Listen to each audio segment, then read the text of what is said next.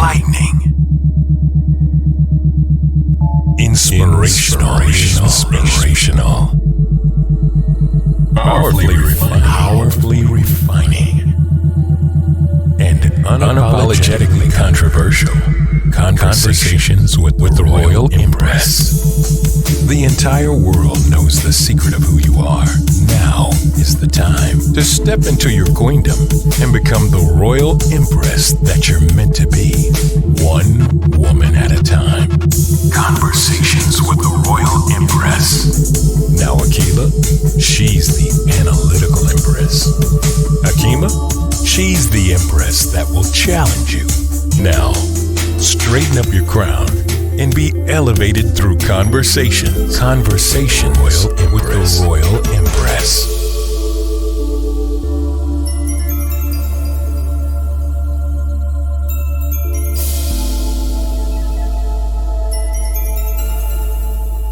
Welcome to Conversations with the Royal Empress. I'm Hakima, and joining me is my sister and co-host Akila. In this episode, we are discussing our youth. You know we need to talk about them. Generation Z. Yeah, that's them and younger. And to help us with this topic is our co-founder of the organization, Hip Hop Detoxx, our brother, Enoch Muhammad. So everybody say hello. Say hello to the audience. Well, peace to everybody, and thank you all for having me on your show. Truly appreciate it. Thank you for being here. Thank you. Powerful, powerful brother. I gotta read your bio because people need to hear this one. He is the executive director and lead empowerment. I like how you spell empowerment in your bio. Empowering men, I love it. Empowerment specialist of a public health not-for-profit organization called Hip Hop Detoxx. And if you ain't familiar with Hip Hop Detoxx, Google them. Google Hip Hop Detoxx. You know what I'm talking about. I ain't gonna say no more about that. Google them. Mr. Enoch Muhammad is an empowerment speaker and change agent specialist. Oh, I love that. With a background in music as an artist, manager, booking agent, and music business consultant.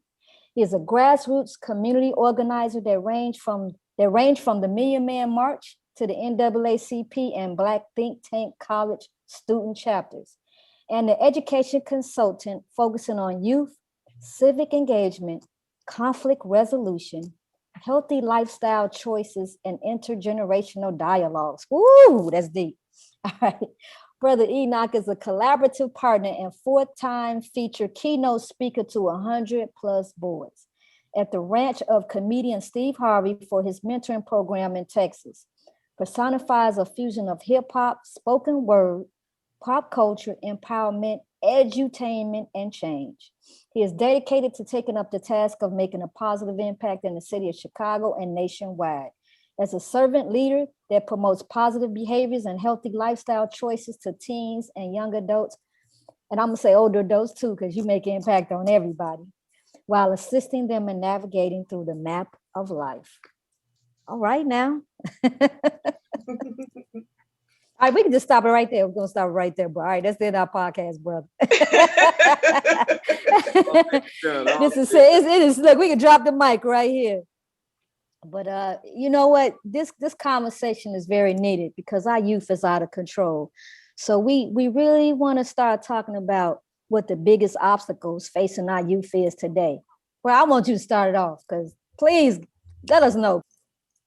Before you do that, though, brother, because that was a wonderful bio, was there anything that you wanted to add? Because I see you got something in the background behind you.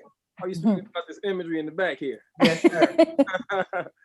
Well, it's been some time coming after doing, I would say 30 years of work on myself and helping young people around the country. We're finally going to go ahead and put the book out. Okay. And for those who aren't able to see the book fully, the book is titled Poison. And so this is the first time I'm publicly talking about poison because it's overdue on certain levels. It's overdue, but then on other levels it's right on time. And I believe it's right on time because as we're discussing the current generation, you know, Dr. Muhammad, you know that the apple don't fall too far from the tree.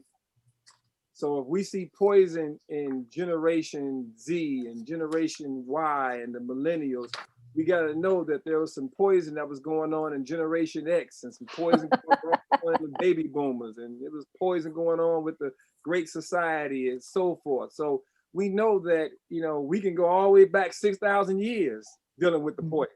Woo, teach. I think that we have a reality that we have an opportunity to produce some powerful antidotes and powerful medicines. And I think we're in the process of doing it right now. We just have to become more intentional about it, because no generation that we produce, they didn't come by themselves. They didn't come because they just said, hey, I want to be here. They came as a result of what was before. And if we can study and look honestly and appraise what came before, then not only will we can appreciate the greatness of what's present, but even the things that are challenges, we'll be able to look at how to deal with them, because we really are dealing with ourselves. It's just that we're dealing with ourselves from a Generation X perspective. We're dealing with ourselves when we were partying and kicking it in 1982, 84, 86, 89. And what we were going through in the early 90s, we'll be able to say, hey, you know what? Slangs may change, but a lot of things stay the same. And if we would have had YouTube back in 88, if we'd have had YouTube and Facebook and Twitter and Instagram and 88, you're talking about Lottie Dottie, we likes to party. It'd have been a whole bunch of trouble for everybody if we'd have had YouTube back then. So I think that in what we assess with these generations, and you know, it's funny, before this particular interview, I was looking over some of the researchers' research when it comes to looking at a generation. And I think the Pew Research Group and just other groups, they discuss how a generation is usually confined to 20 to 30 years or in between. And I thought about that and I said, you know what? If scientists say that the brain, physically the brain isn't really completely matured until about what, 24 years of age, 25? Then if we took a scientific approach to it and we said, well, 20 to 30 is okay, but if the brain is not fully, you know, matured and functional until 24, 25 years of age, if we looked at that as a marker and said every 24, 25 years, that marks a generation, think about what happened to us between 1969 and, you know, 1980, what, 4? Like, look at all the different things that transpired in that generation, you know, or look at what happened between 85 and 2000, what, 7, 6? Like, if you begin to look at these from a cultural, socio-economic, political perspective, and you see how we were birthed into a culture, I think we were destined to see the things that we're seeing with our young people. So I would like to just start off by saying, from a spiritual and a psychosocial perspective, if we take it from that perspective, I think everything that's happening right now is supposed to happen. I know that might sound crazy, but I think that it's supposed to happen. And I'll stop right there and let you go ahead and take other questions, because I know I'm probably going to get into some details with your other questions. I mean, that's deep. Go ahead, Hakeem. Yeah, I was going to say the same thing, but I'll go ahead and quote the question, repeat the question again. What are the biggest obstacles facing our youth today? Lack of guidance. True that. That's the biggest issue. Dr. Frances Cress Welsing, when she discussed the areas of human activity, as she learned from her mentor, Neely Fuller, you know, she put out there that when you look at sex, law, war, education, economics, entertainment, politics, labor, religion, health, and technology, when you look at all those areas of human activity, there's poisons in and throughout all of those areas. So if you 12 years of age, what are you going to do with the poison? If you lack parenting and guidance and proper stewardship, how are you going to deal with the poison? You 12 years of age. Think about how we dealt with it. Many of us grew up at a time where we were introduced to the 24-hour television programming. So our parents knew nothing about, being susceptible to programming influences 24/7. They knew nothing about that. They knew about television going off at 2, 3 o'clock in the morning, and you see the United States flag, and dun, dun, dun, and you hear the horns, and Yeah. TV gone, TV off. You better go read a book, go to sleep, go do something, but you cannot watch any more television. We were introduced to 24-hour cable TV. And the later it got at night and in the morning time, you can find some very raunchy things. So we grew up, and in my book, Poison, I talk about some of those things. I talk about the effects of Benny Hill on a 12-year-old mind. Don't talk about Benny Hill. Oh, God. That was the most horrible thing that we could watch, but we were laughing, unaware of just the amount of poison we were ingesting. My mother used to say to my uncle, "Why you got my children watching that pervert?" Benny Hill was soft porn. Yeah. He was. That was soft porn. Yeah, and we didn't know. All we knew was that this white man is crazy, he's funny, and he's doing some stuff that we knew we shouldn't be watching.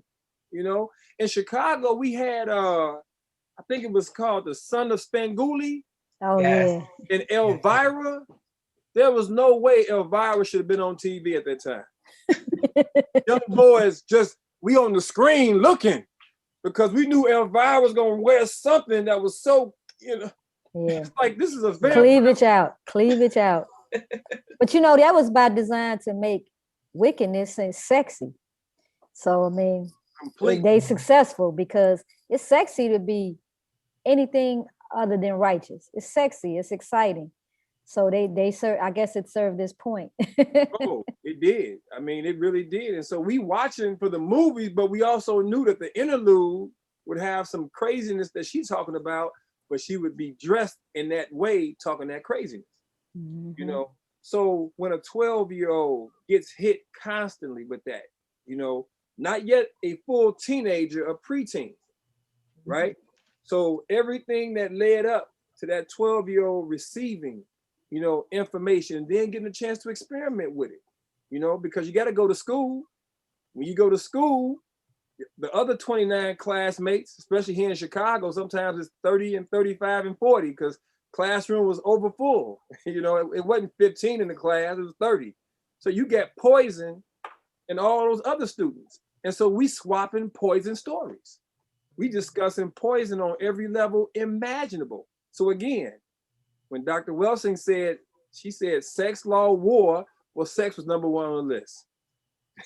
We talking about war, amongst, we weren't in LA talking Crips and Bloods. We were talking about the GDs and the Vice Lords. You know what I mean? We talking about those under the 5 and the 6. We talking about war stories, because that's what's going on. Or we're talking about war stories between projects, and neighborhoods, and it's being glorified, And so when we start discussing the poison that we deal with our youth, genetically speaking, we're predispositioned. And I'm talking about with the mind viruses. Hear older folks talking about the glory days of the BDs and the GDs. At one time they were together, then they started fighting. Remember that shoot that took place there on 63rd and over here in Inglewood? And we started talking all this stuff, and we glamorizing it. Yeah. And the shorties want to know, well, you know what? I need to put my crew together, my clique together, and we protect our territory like they did back in the day.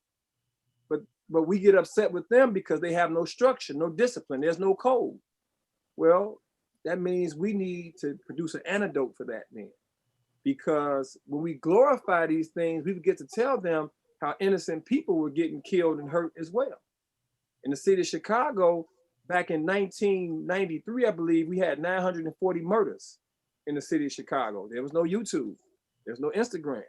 There's no Snapchat. So what was the level of poison during that time that produced that level of murder? And that's just murder. They weren't counting the shootings back then. There wasn't any 24-hour news reporting. Right. So when we start talking about what's wrong with the youth today, we're gonna have to deal with what was wrong with us yesterday. because everything that we see wrong with them today is a direct result of what we did yesterday and that we didn't correct. So then everything began to get exploited from the music and the culture. Everything was being exploited. You know, I agree with you. I think just to add another obstacle is lack of male influence. A lot of your discipline and that control of your emotions come from dad. So, I mean, in my work in dealing with young troubled men that are incarcerated, majority of them are coming from an environment where there's no father, and their way of handling situations is like a woman handled it because that was their role model. Their mother in the house was the only example, or their aunties, their grandmas was the only examples on how to deal with conflict. And we know women, we're emotional by nature. And if you take a woman that don't have knowledge of self, her way of handling something, she's highly emotional. So a lot of these young men I've seen demonstrate a lot of female behavior, but I've seen their whole being change when a positive male role model steps in the room or step in a circle, and they're like spellbound. It's like the feminine side of them falls in love with that man because he's there to give that balance. So I think one of the biggest obstacles for a lot of our young men is no man, because if you want to destroy a nation, you got to break up the family unit. And many of our children in households, they don't have no man in the household. And not saying that you have to have one in the household, but he at least has to be much of your interactions. It has to be a balance of male and feminine energies. And a lot of young men in this society are not getting that. We didn't get it back in the 80s and the 90s, unfortunately, also. I mean, that whole latchkey kid narrative, well, that was right. I was going to, I was in 3rd, 4th, 5th, 6th grade. I was one of those that was walking to school by myself. Ogden Park, we used to live right there in Inglewood, right on, was that Bishop, 66 or 67th and Bishop. And so I remember as a kindergartner walking through the park. You know, sometimes my aunt would be with me, sometimes she wouldn't.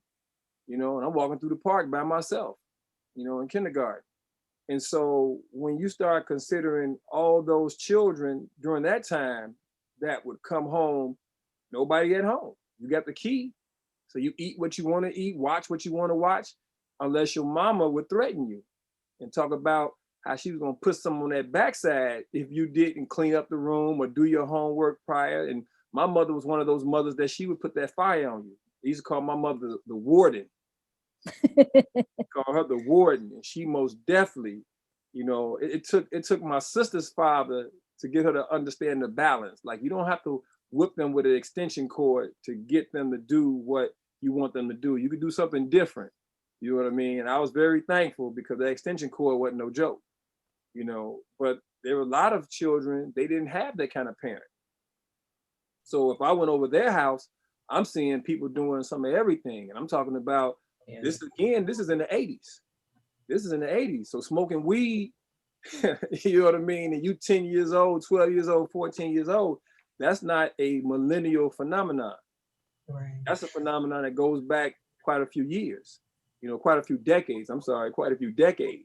You know, so when you start talking about the lack of parenting, you're absolutely correct that, you know, the lack is so manifest right now, it's in the open.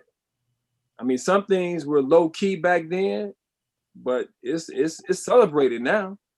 You know, people get on Instagram or TikTok showing how much of not a parent they really are. You know, they publicize it because they want the views. They want people to like it. You know, they want it to be comical, but it's like, well, hold on for a minute. You just did this in front of your 5-year-old, your 6, 7-year-old, and you just so concerned for attention that you're not understanding that your child is going to imitate and emulate everything that you're doing. So you have a lot of children, you use the word males. You got a lot of males and females producing babies, but not a lot of women and men producing babies. And if you have a lot of males and females producing babies, then the things we see that's problematic in this generation will continue until they evolve from the childhood stage of a male and a man and a female into manhood and womanhood. It has to be an evolving.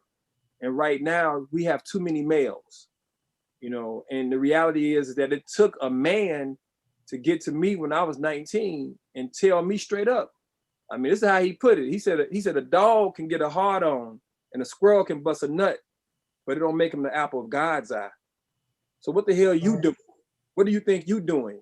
You being a male. There are male rats, male dogs, male pigs. There's male horses. But what separates you as a human being that's a male from a male dog or a male pig? There has to be some manhood involved in the equation, and that comes with a thinking mind, where knowledge, wisdom, and understanding is the hood that allows for you to make proper decisions. And again, that's an evolution, because somebody can tell you that, but then you got to begin to understand, well, how do I do that? Because I don't know what that looks like. Going back to what you said, Akeem, how does that look? I know how to be a nigga. I see that all over the place. You go on social media right now, you go just on anything on the computer right now, you can learn how to be a savage, learn how to be a beast, you know what I mean? Learn how to be a nigga, you know what I mean? You can learn how to be other than yourself in every way imaginable. And you don't have to leave the comfort of your home. You can learn how to do all that stuff. All you got to do is have a phone. That's all you got to do is have some way to pick up. As a matter of fact, you don't even need a phone. Just have a video game console. On your Xbox, that's right. You can pull down anything and everything. I'll never forget a elementary school student. I was teaching at an elementary school here in Chicago. It was a 5th grader. He was getting into some trouble. He was in his classroom playing a game, and the game was called Pimp God. He was a master at Pimp God. And this is an internet game. This is in early 2000s. This is an internet game. He had over, I don't know, like $3-4 million, you know, in terms of, you know, he was the pimp guy. The object of this game was for him to make sure he got meds for his hoes. He had to get, make sure he had money, you know, bail money. And he had to have bullets for his goons. And so the object of the game was to be able to, you know, get through the different little obstacle courses so that you could become the pimp god. This is 5th grade. So when you have the culture with all these levels of poison in it, you know, we can look at it and say that's a shame. But then if we want to really assess it in a way where we can really help him, we got to be able to say, well, okay, what poison was I involved in? Because I was involved in some poison too. Well, we didn't have Pimp God, you know, back then. We were. Thank God. Yeah, what? I said, thank God. Thank God. We didn't have Pimp God. What we had in video games was Pac-Man. We had Centipede, right. You know, and then we evolved. You know, there was a game called Contra. You know, and for those who are historically inclined, you know, yes. Contra, there's no coincidence that game called Contra involved in being in Nicaragua shooting That's up. Right. So we played Contra, and before we was able to get hip on how to get 30 men, you know, and be able to survive the whole game, me and my cousin stayed up 4 or 5 o'clock in the morning every night for over a month trying to beat this game. You know what I mean? But we had to get more guns, more ammo to shoot up all these indigenous people. But we didn't know that. All we knew was we trying to play this exciting game called Contra. That's and right. We had to kill as many people as possible in that game. You know? So when we began to see again the levels of poison, it's been a consistent rise. So we didn't get Pimp God through the game, but we did get Playboy magazine. we were in the cut, you know what I mean, watching our pornos, because we didn't have internet at that time. So you had to get it the quote unquote old school way. You had to get it through the VHS tape, or if you had on TV or SpectraVision, you was able to sneak on at 4 o'clock in the morning. You see the freaky cartoons, you know, or your older brother or cousins. They would, you know, be in the basement when nobody was home, and they would be showing you stuff that, you know, your mama didn't know, you know, it was going on. So we were getting it on the low. Nowadays, there is no low. Everything that you can imagine, very accessible. And that's the major difference between us and them, is that everything is on the table, everything is accessible. And if we're not honest with them, they're gonna find out about it on their own. And then they'll be able to experiment without you knowing they're experimenting. Exactly. how do we turn this around? Because at the end of the day, I think it's an agenda, Mhm. and a deceitful one at that. Um, just kind of expound on that. I'm pretty like there's an agenda, but how do we combat that? Do you mind if I show you something visually? Go right ahead. Some of the pictures on this cover, some of the people. Who do you notice? KRS-One, I could see him. Okay. That's the only person I could recognize. It's you, Akila.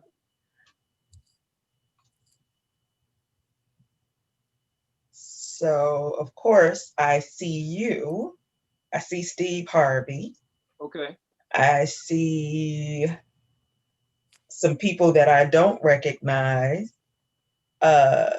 Looks like Gary next to you down at the bottom. And then I see your sign, but I can't see who that is. And then there's a sister. Is her hair purple?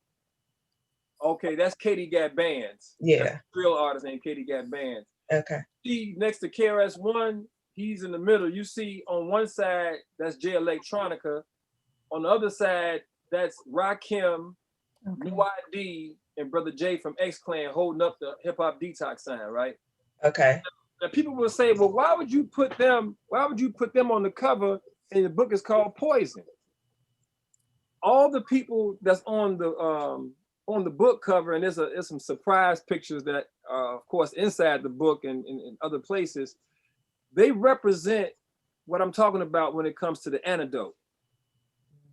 Because the reality is that when we start talking about solutions to the problem, the question will always be, what examples do we have in front of us of people who have been homeless, people who have been molested, people who have been alcoholics, people who have been very promiscuous and they've been divorced 2, 3, 4, 5 times, people who have been to jail, and it seemed like they were the worst people, amongst humanity because of some of the things that they have done. But we didn't know the backdrop. We didn't understand, what produced these actions in these human beings, because everybody was a baby at one time. Everybody was crawling, and mama or somebody was saying, "Hey, look at this baby." Even if the baby was born and taken in foster care, still a baby, not knowing anything. So if all of us started off as children not knowing anything, what went wrong? What happened? And when you look at all the people, this is not saying that the people on the cover are perfect, but what it is saying, and the reason why KRS-One is front and center, is because when you look at the lives of us as a people, especially those of us whose ancestors had the transatlantic experience, and we have the trauma, generational trauma, then one of the realities that we continue to face is there are certain poisons that are not just generational, but there are certain poisons that we can say that are biochemical, they are traditional, they are poisons that if it's in the milk of the mama, if it's in the sperm of the father, if it's in the very fabric of our culture, and it's subliminal, and then sometimes it's just straight outright, but it's constantly being fed and nurtured, and it morphs every generation, every year. And because information moves so fast right now, it morphs every second right now. It's morphing. Then the question becomes, well, what is the DNA of this poison? What's the mRNA of this poison? What is it that's in this poison that if we altered it, it would produce an antidote? That's what this book is about. It's about an antidote. And the reality is that the antidote starts with us assessing us first. I know we've all heard the saying, you got to be willing to point out the wrong in yourself first. We've all heard that before. Yeah. The question becomes, well, what type of courage do I have to point out the ugliness in me? Because we know it's easy to have a facade and just say, well, no, just look at me from this angle, but don't look at my other side. But if I'm in the mirror looking at me and nobody else is looking around, Can I look at me in the mirror and say, hey, I want to deal with my own ugliness. I want to deal with my own poison. And I want to deal with it so I can become free of it. Well, what's stopping us from doing it? Most times it's guilt. Most times it's shame. We can't even begin the process because we feel so much guilt and shame. We don't even want to deal with it. Let me get something to drink. I can't deal with that. Let me get something to smoke. Let me get some infused popcorn or something. I can't deal with this. You know what I'm saying? I got to deal with everything else, but I don't want to deal with my own poison because I hate the fact that my poison is attached historically to somebody who raped my ancestors. And I can't do anything about what happened 400 years ago. I hate the fact and I resent the fact that my poison is connected to a mother who maybe she didn't even want me. Or a father who could care less about me or my mother. So I resent the fact that I'm abandoned, and I was abandoned, and so the streets raised me. You know what I mean? My grandma who was sick, she raised me. So I resent that. And I hate the fact that in the present, I can't do anything about the past, and I'm really fearing the future because I don't see how my future is going to be better than my past. I don't even see how I could be better than my present. So I'm trapped in this triangle of deception, and I can't get out of it. And so you telling me to put out the wrong in myself, but it's too much poison to let out. So now I got to find a way to detox from this, but do it in a way that I don't poison myself to death because I got so much in me. Well, that first part, I got to be willing to acknowledge it, but recognize that I got to be able to forgive me for things that I don't even know that I'm holding myself, guilty of. You had nothing to do with your mother and father and their relationship not working. So you can't hold guilt, over your own head and say, I'm the reason they broke up. Right. Some of us do that. And sometimes it's unknowingly that we do that. Sometimes, man, I can't believe I can't control myself. And man, I keep making these same mistakes. Well, guess what? There's some things about yourself that you probably didn't study. What did your father and your father's father, how did they handle relationships? You don't even consider that because, I'm an individual. It's about me and my decision making. But hold on for a minute. You a link on the chain. What was their disposition about relationships and family and marriage and all that kind of stuff? You mean to tell me that 310 years of us being bred like stud horses, it won't have no effect on you? 100 some odd years of just living life in this country, you feel like, well, you your own man. So there's no biochemical anything that's going to affect you. It don't mean it has to control you, but you got to consider the implications of its effect on you. And a lot of us don't want to do that because then that means then that we have to go to war against those things that may influence us. We may have to change the way we eat, because it's a biochemical thing. We may have to change the people that we hang out with because they may be more influential on us than we, care to admit. So a lot of these things in warfare, many of us don't want to go there because it means that we have to be serious about our assertion that we want to put out the wrong in ourselves and do better. But that's the crucial start of producing the antidote. So really the answer is to fix ourselves in order to fix our children. Yeah, but to begin the process by having some compassion with yourself. Right. Because most of us are so hypercritical, it's difficult to, how you gonna help somebody else out when you so hypercritical with yourself that you don't even really help you out, really. And we hypercritical in the face of all the things that have produced this quote unquote Frankenstein or this quote unquote monster that we're dealing with, this poisonous group of people. Well, we didn't become poisonous on our own. The children didn't become poisonous on their own. So if we can have enough compassion and say, hey, this is the truth of where we want to go, right? But I have to have enough respect and consideration for myself and them to be able to give them truth, but I'm giving it to them with love. I'm not giving it to them with resentment. I'm not giving it to them with hate. I'm not giving it to them with fear. And that's the reason why most of our messages don't touch the hearts of people, starting with our own children, because we resent the fact that things didn't go as smoothly as we thought they were going to go. We hate the fact that we're in the situation that we're in. We wish things had been different. And we fear that if we don't change this thing fast enough, that, you know, consequences are going to come to our children that we wish would never come to them. If we can be honest about these things, then it'll allow for us to do the exact opposite. Instead of fearing, man, have the type of hope and compassion that's going to help you to do those things and make you accessible to those changes. It's going to be a process, but at least you begin with your thought process. I'm going to drop fear. I'm going to build my faith up. I'm going to start operating from a truthful perspective and drop the fear.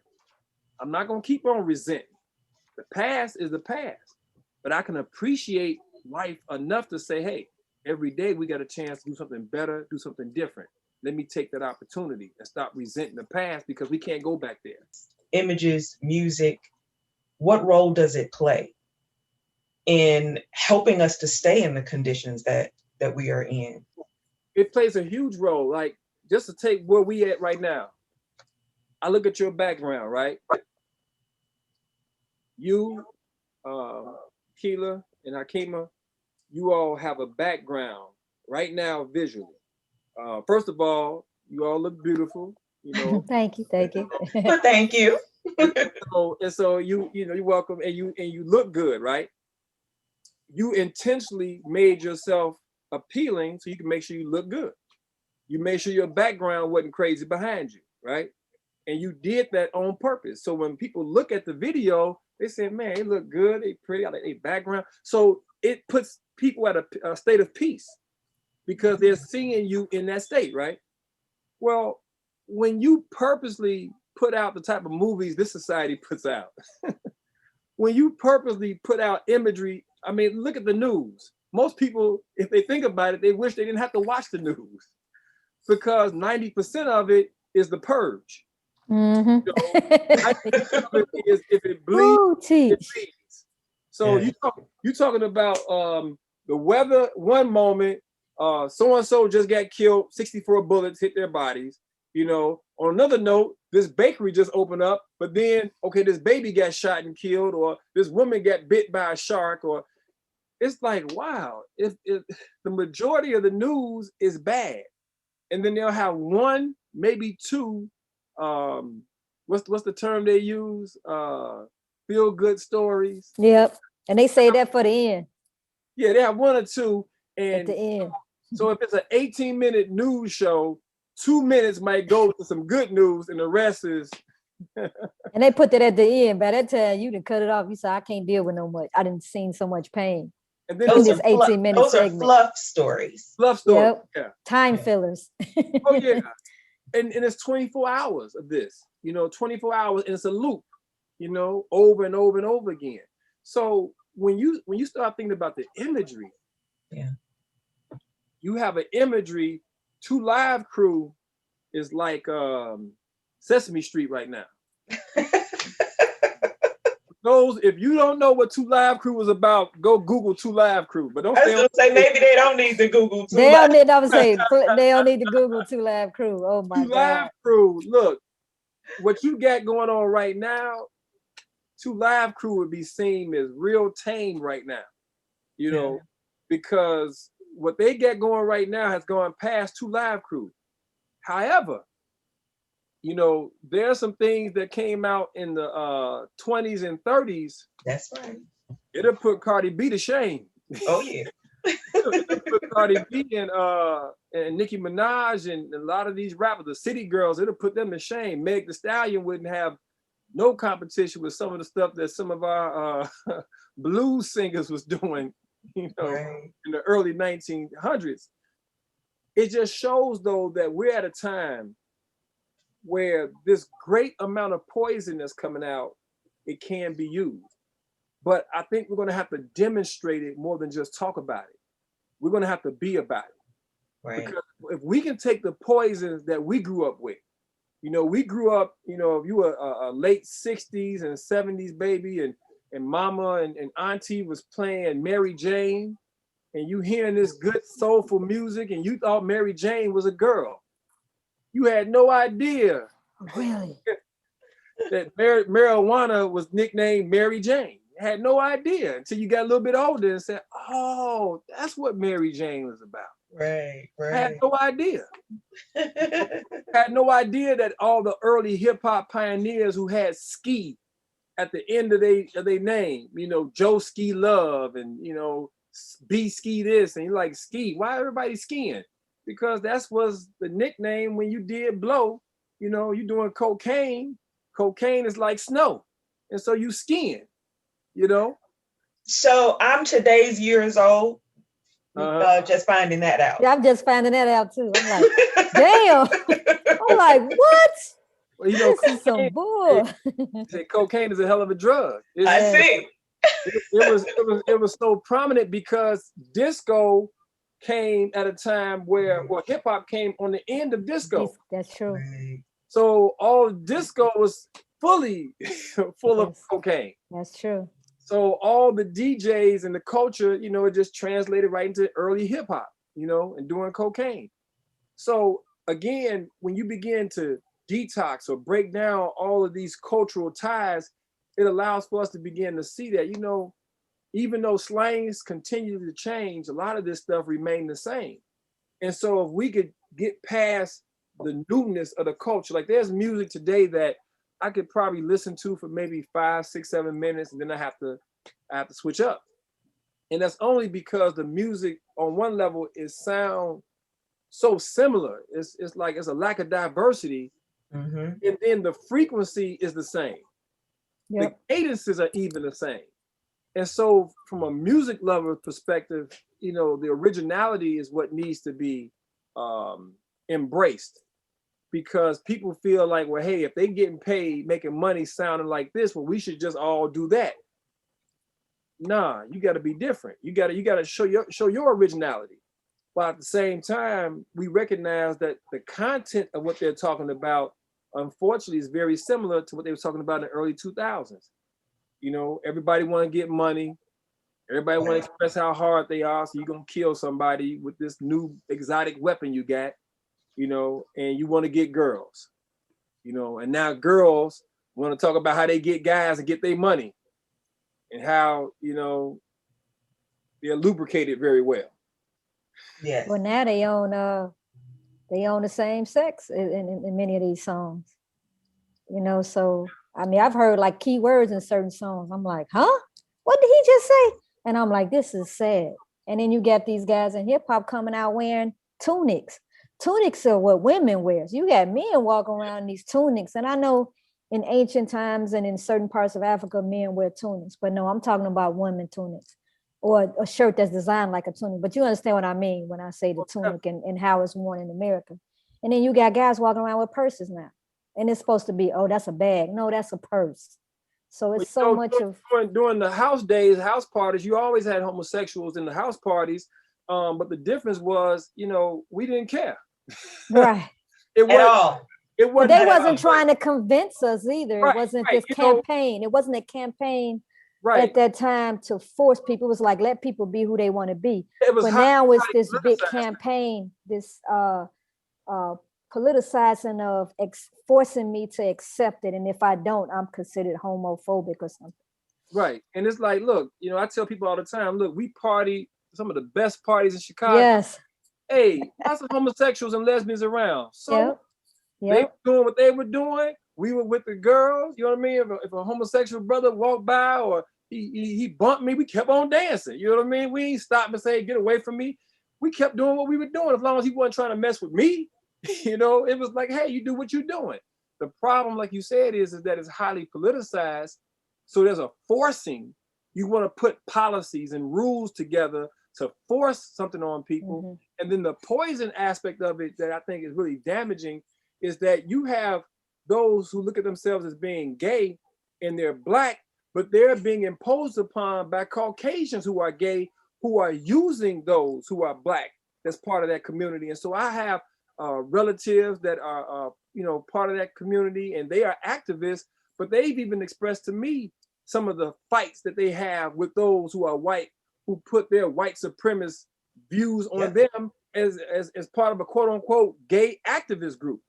So this thing, again, the poisons are so potent that regardless if you consider yourself heterosexual or homosexual or you Democrat, Republican, or whatever you call yourself, poisons, they come in all forms and they are in all areas of human activity.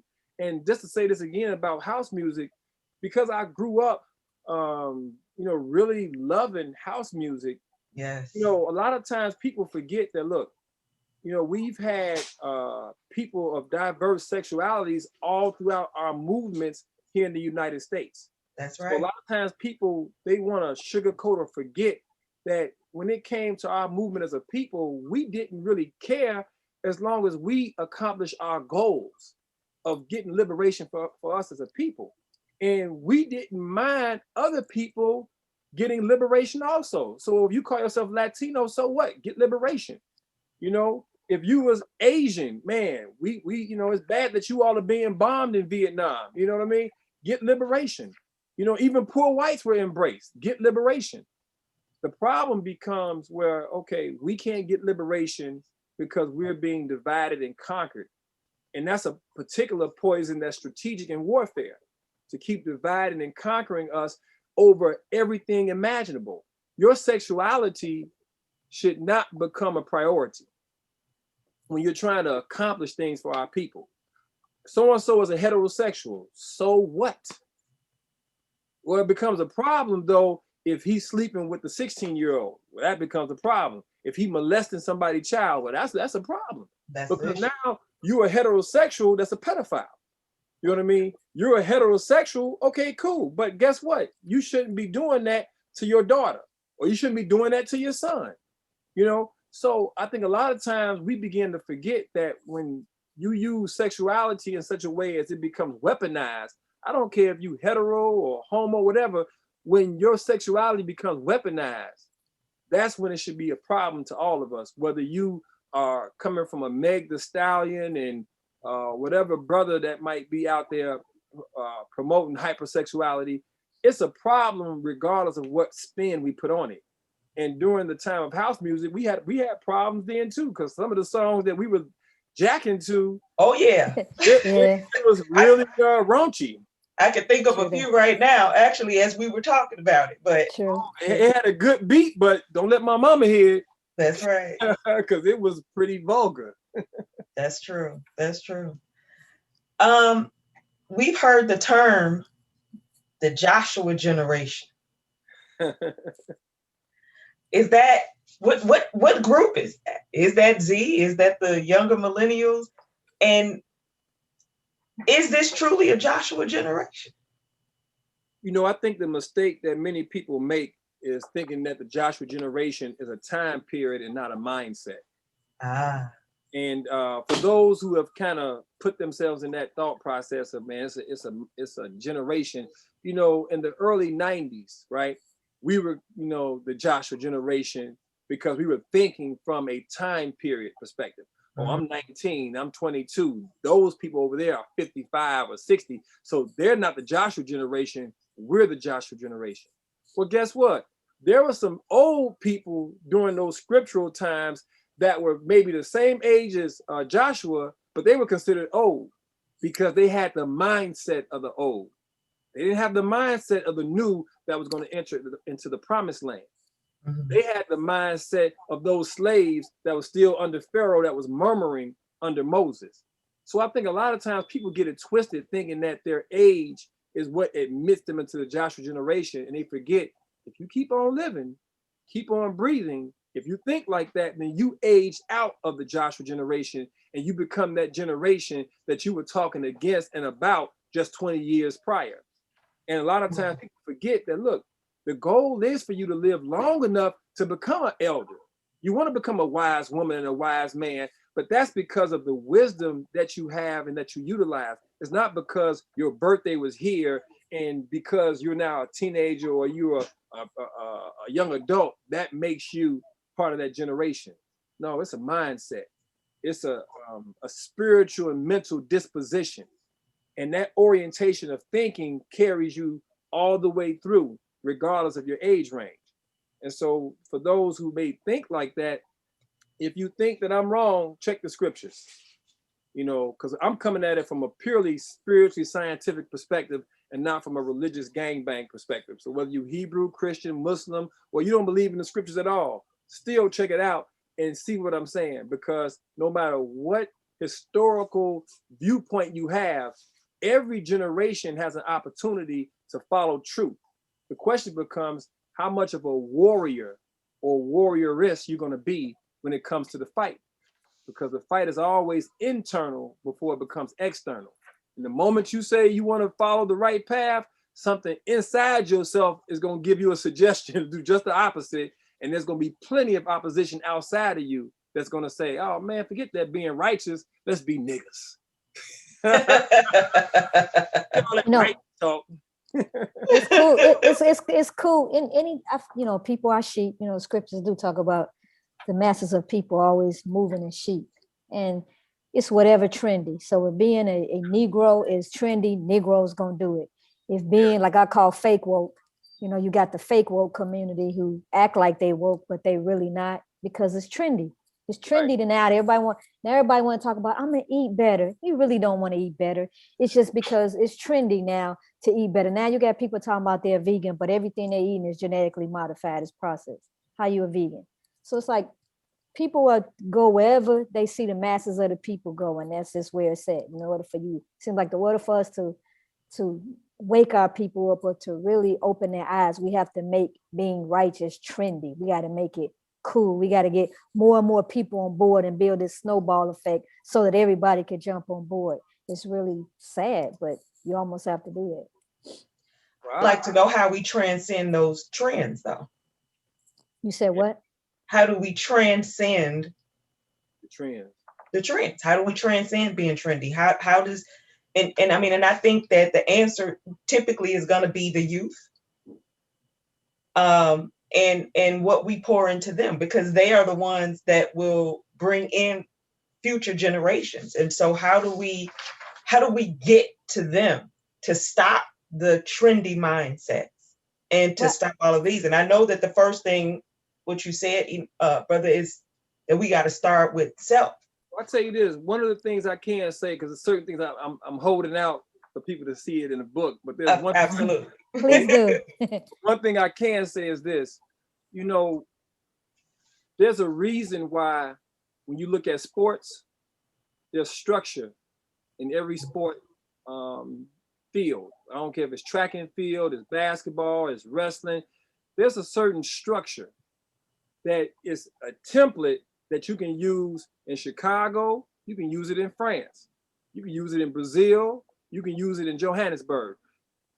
We right now have been so divided and divorced from structures that we now are missing backbone. It's like we are in a jellyfish condition when we really need to have as much of a backbone and a structure as possible. This is the worst time for us not to have structure. You're talking about a pandemic, right? Worldwide pandemic.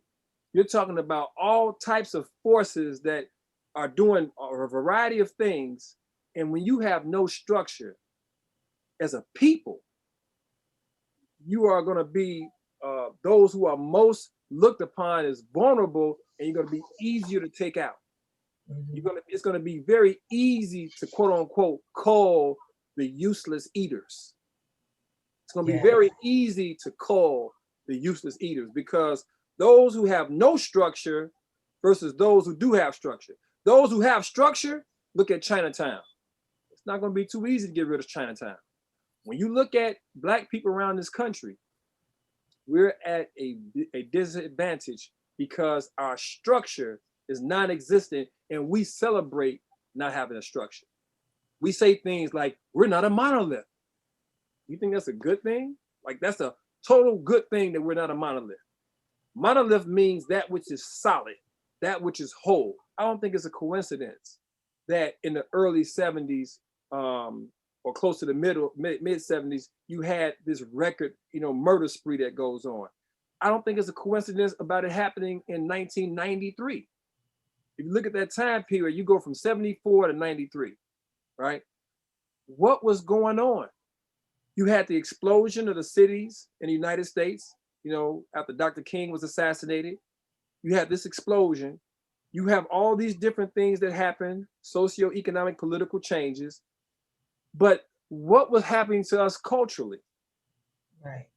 Culturally, we have so many things going on to dismantle the fabric of society in terms of parenting, in terms of family, in terms of morals. As much as during the Reagan era, they were talking about morals, right? And stopping drugs, say no to drugs. On one hand, say no to drugs. On the other hand, help to bring drugs in to fight wars. And the people who were the ones who took the most of the consequences of this was the black and brown. With the crack cocaine, you know, conspiracy, some say, but the crack cocaine reality. It wasn't a conspiracy for those who went through it. It was the reality of it. So I think that when we begin to look at all these things, again, the antidote is going to go into those who can hear what we're talking about and say, you know what?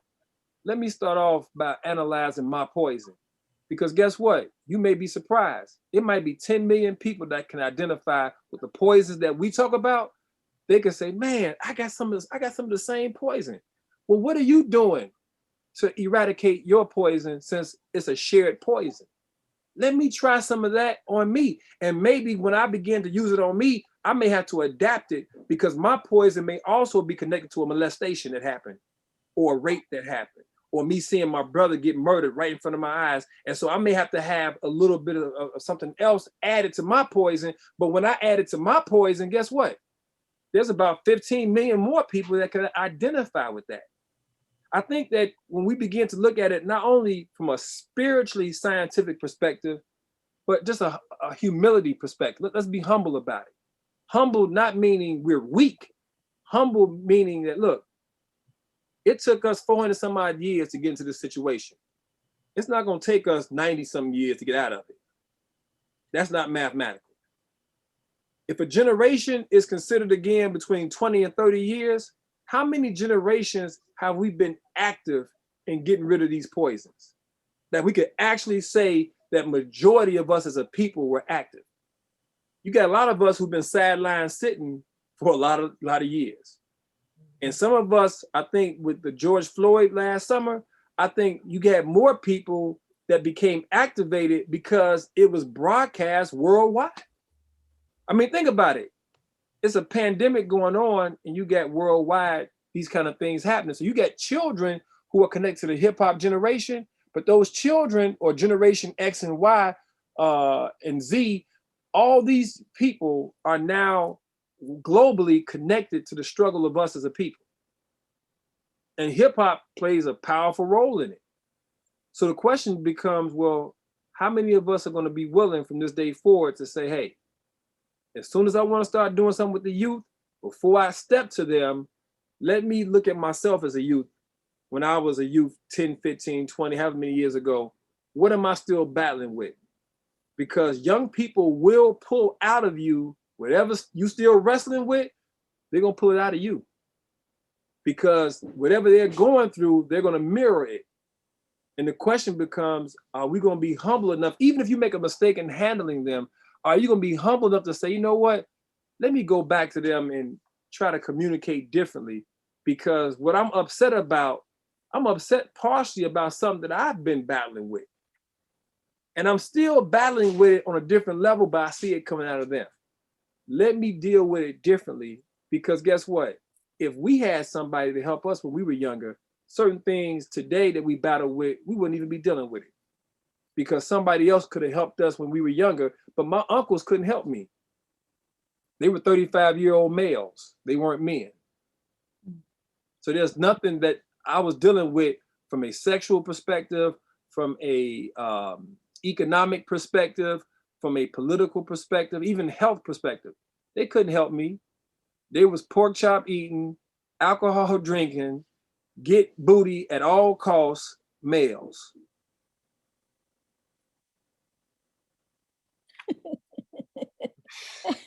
You are so right.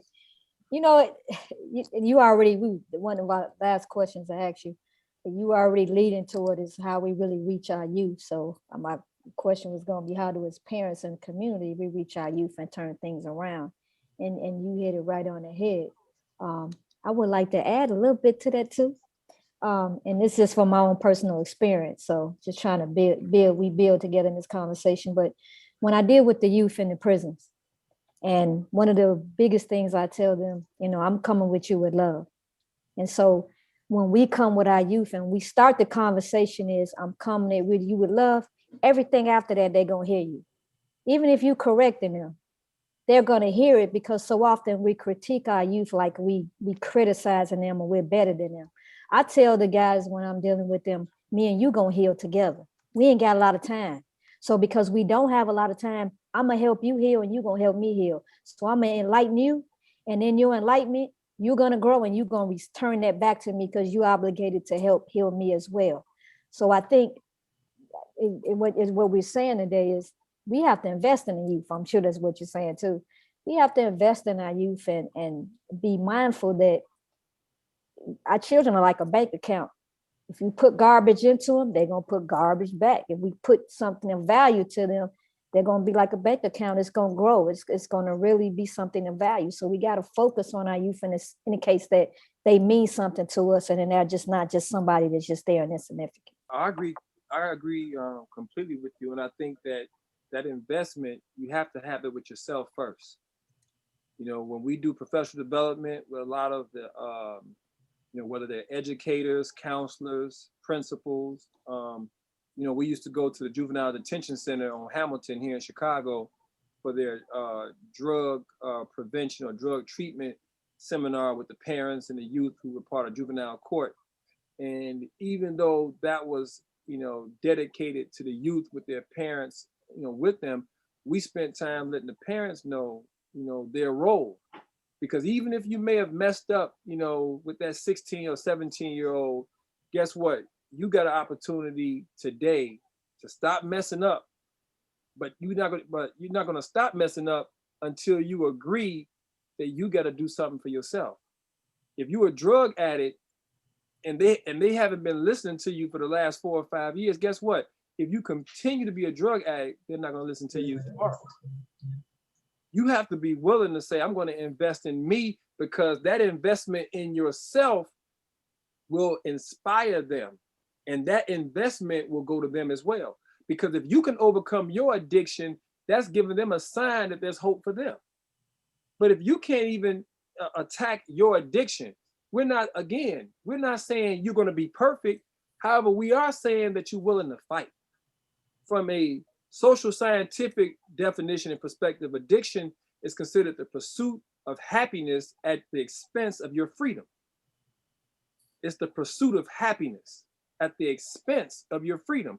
Well, if it makes you happy to know that your child is doing better, they're not selling drugs anymore, they're not outside, shooting at their ops, and it makes you happy, it makes you feel free of the worry and the guilt, then if you can experience that level of freedom only by saying to yourself, I'm going to stop doing these drugs because I need to be sober-minded when I'm talking to my child, when I'm working with them, when I'm helping to plan a future for them. I can't do these things if I'm spaced out. If I'm lit 24/7, how are you going to care for yourself, not to even think about caring for them, if you're in the wrong state of mind and being? So that's a decision that adults have to be willing to make. And guess what? It's a hard decision, but you are the adult. And that's the point of all of this. You are the adult. So if we make that investment, guess what?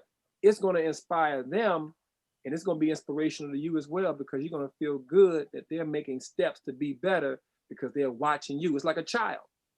If a little baby is watching me and you sweep the floor, sooner or later, what the baby going to do? That's right. It's going to want to take the broom from you and sweep the floor because you showed me love. You showed me love. You ain't just say it out your mouth. You showed me love. You demonstrated it. So now that I've learned from you, I want to show you that I appreciate learning from you. So I'm going to start doing it too. You know what I mean? This ain't no competition. It's me showing you how much I appreciate you showing me how to do what you just did. And I think that when we start doing that as an adult, we begin to see our value even more significantly. Because in truth, even if you only 18 years older than your child, guess what? Those years taught you something. It gave you something that your child just don't have. And the more your child can see, hey, I can learn from them. I may not like the way I get punished sometimes, or I get reprimanded sometimes. I may not like it, but guess what? They do care for me, and they're showing that they care for me. So now I'm gonna be more inspired to do. And I think that if we do that more and more, it's gonna help. All right, well, let me go into our challenges. Brother Enoch, this is section of the podcast where I like to do challenges. So Yes, let me ma'am. go ahead and go through it. Number one, self-evaluation. This has been stressed throughout this podcast. You must assess the level of poison that is in your system and design a plan to get rid of it. We need to stop acting like the poison ain't there. Number two, reject the poison and divide and conquer, because that is what we are being feeding day in and day out. Television, on our phones, everywhere we turn, it's divide and conquer. Challenge number three, study the generations before you and take what's good from it and then reject what is bad. We need to learn from previous generations. Challenge number four, stop drinking the poison of integration. That ain't working for us, and stop trying to sacrifice our children over to this white supremacist system. We got to do better. Challenge number five, focus on investing in the youth. If we don't see no value in them, guess what? They ain't gonna be of any value. And last but not least, act like an adult. Stop acting like a child with your children. So that's my challenges for today. You know, when you said one of them, something came to my mind, and I'm still kind of thinking about it. When it comes to integration, Mhm. the whole idea of being kept away from their social equality, but now we're immersed in their social equality.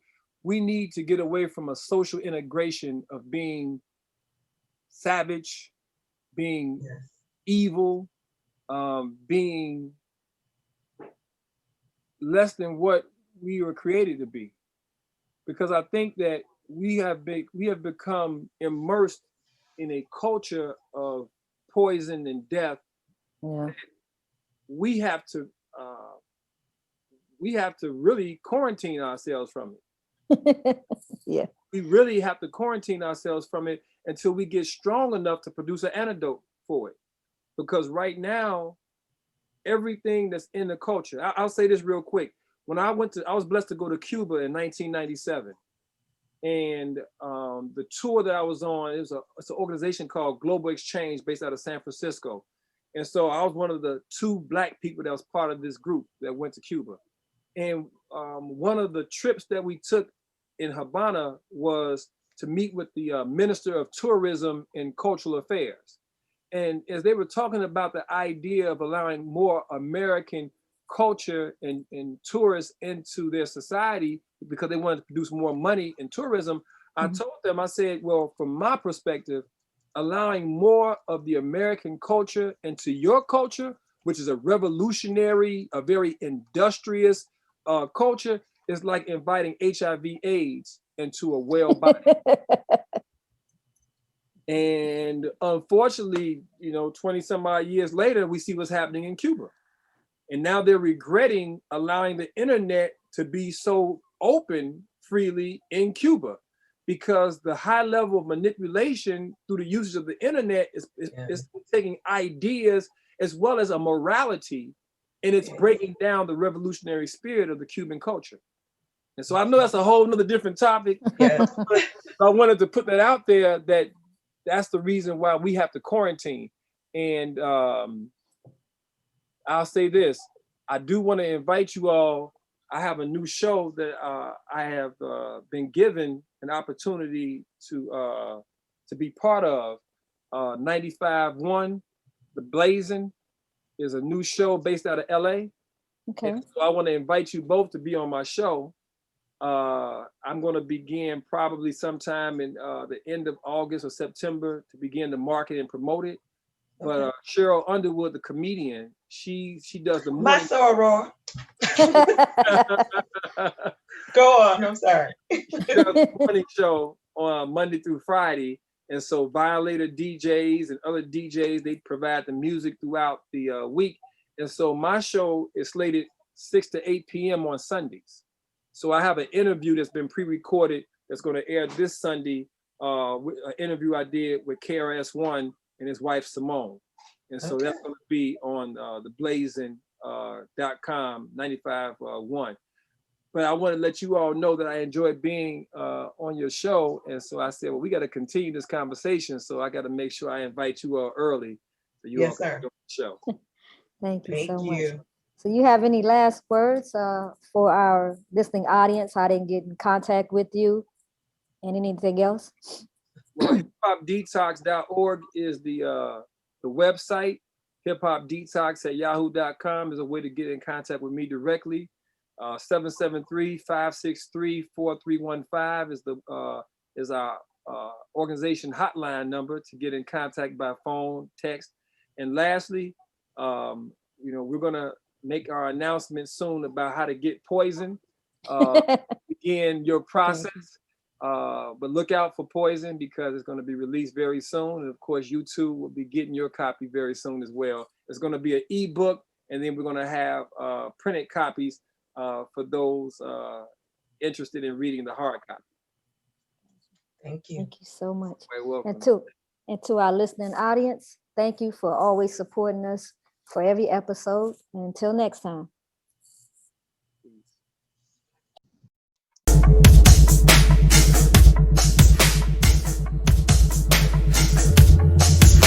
Thanks for listening to another episode of Conversations with the Royal Empress. Tune in next week for another enlightening conversation.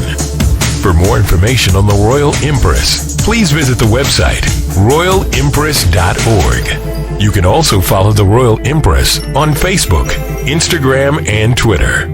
Conversations with the Royal Empress is a subsidiary of the Royal Empress organization. All rights reserved.